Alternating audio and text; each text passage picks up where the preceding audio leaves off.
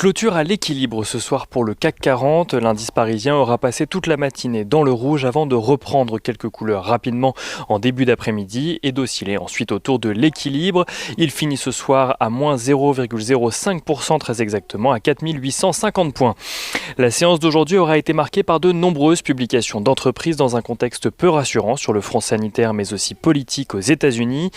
Le Premier ministre Jean Castex vient en effet d'annoncer l'élargissement des mesures de couvre-feu à 54 départements français au total. Ces annonces interviennent alors que la France est avec l'Espagne le premier pays d'Europe à dépasser le million de personnes contaminées. La Belgique devrait de son côté annoncer un confinement la semaine prochaine. Aux États-Unis, les négociations en matière de plan de relance patinent alors que Donald Trump accuse les démocrates de ne pas faire preuve de bonne volonté dans les discussions. Celles-ci ont même repris aujourd'hui, mais l'espoir de les voir aboutir à un accord est mince. À noter que se tient ce soir le dernier débat télévisé entre Donald Trump et Joe Biden alors que le renseignement américain alerte sur les risques d'ingérence étrangère dans l'élection présidentielle. Les demandes d'allocation au chômage ont de leur côté baissé cette semaine aux États-Unis, une baisse plus franche que prévue.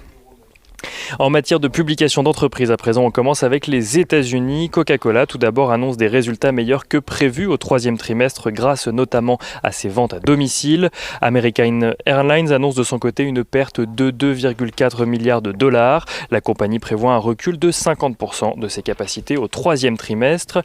Et Tesla annonce de son côté un chiffre d'affaires de record de 8,8 milliards de dollars au troisième trimestre toujours.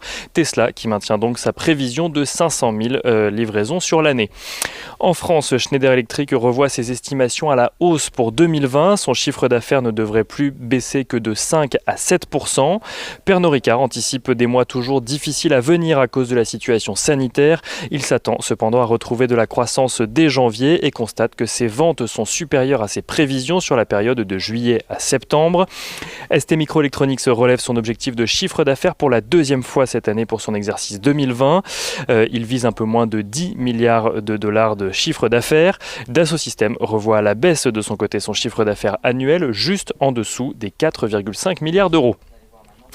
Thales voit de son côté son activité se redresser au troisième trimestre. Le groupe ne change pas ses prévisions pour 2020, tandis qu'Hermès voit bondir de 7% ses ventes au troisième trimestre grâce notamment au marché asiatique. Le groupe ne fait pas de prévision annuelle en raison du contexte incertain et on finit avec Plastic Omnium qui annonce de son côté des revenus inférieurs aux attentes au troisième trimestre et qui maintient ses prévisions annuelles.